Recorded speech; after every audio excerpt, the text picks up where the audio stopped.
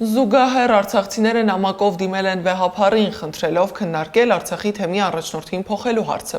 Արցախյան քաղաքասարակության ներկայացուցիչները վեհափառին ուղղված նամակում շեշտել են, որ անընդունելի է, որ Վրթանես եպիսկոպոս Աբրահամյանը, որը կոչված է պաշտպանելու իրեն հանձնված սրբություններն ու հավատավոր ժողովրդին, այդ կոչմանը հակընդդեմ գործողություններ է կատարում։ Նամակում ասվում է, նա մասնավորապես հարգանքի ու պատվի է արժանացնում Արցախն իր վանքերով, եկեղեցիներով, խաչքարերով, գերեզմաններով ու սրբավայրերով թշնամուն հանձնելու քաղաքական որոշման թիվ 1 պատասխանատուին, փաստացիորեն միանալով նրա հակաեկեղեցական սրբապիղծ արշավին։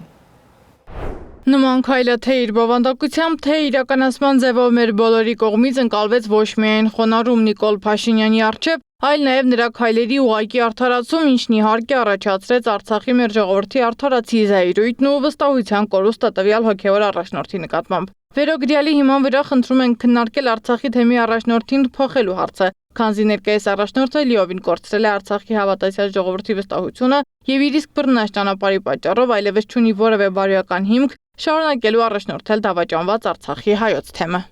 Արցախի բոլոր մարդու իրավունքների պաշտպանները միացել են թեմի առաջնորդին փոխելու խնդրագրին, հայտարարել է իրավապաշտպան Ռուբեն Մելիքյանը։ Խնդրագրին այս պահի դրությամբ միացել է 22 հասարակական կազմակերպություն, Արցախի բոլոր 4 միպերը, արցախցի մի քանի հանրային գործիչ։